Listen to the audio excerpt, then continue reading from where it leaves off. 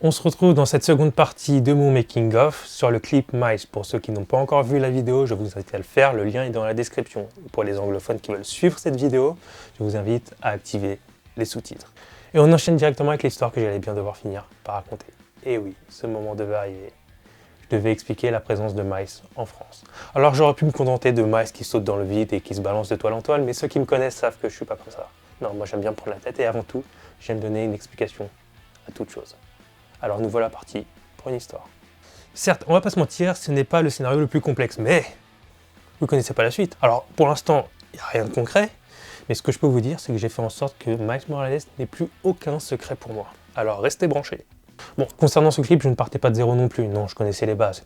Je savais que son oncle était le rôdeur, qui lui a fait du chantage pour qu'il participe à ses activités illégales, qui s'est confronté à lui et qu'il en est mort, et puis c'est tout.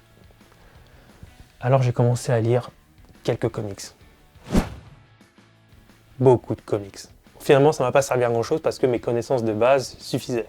Mais ça laisse la porte ouverte à pas mal de possibilités pour une éventuelle suite. Mon défi à cet instant précis était de faciliter le tournage au maximum. Ça signifiait un minimum de personnages. Sans pour autant que Miles soit seul parce que ça fait un peu cheap. Alors je n'ai fait que suggérer. Ses parents lui ont offert un voyage. Ganke lui a fabriqué un web shooter, un lance-toile artisanal. Tante May lui a envoyé un colis, ce qui fait que Miles est seul à l'écran, mais ne l'est pas dans la vie de tous les jours.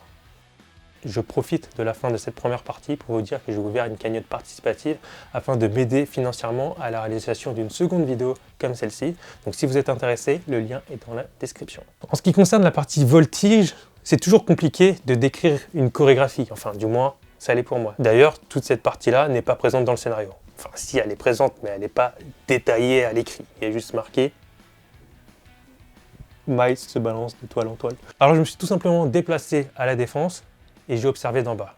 J'ai commencé à imaginer la chorégraphie du chemin qu'allait bien pouvoir emprunter Miles. En résumé, mon but était d'en savoir un maximum sur Miles Morales afin de ne rien laisser au hasard, tout en respectant les contraintes de tournage.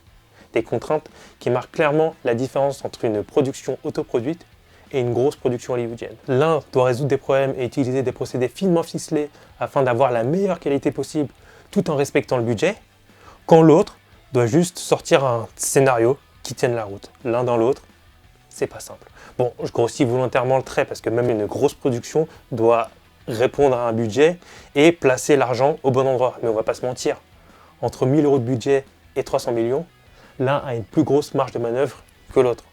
La preuve que pour faire un scénario, il faut juste une feuille et un stylo, mais pas que.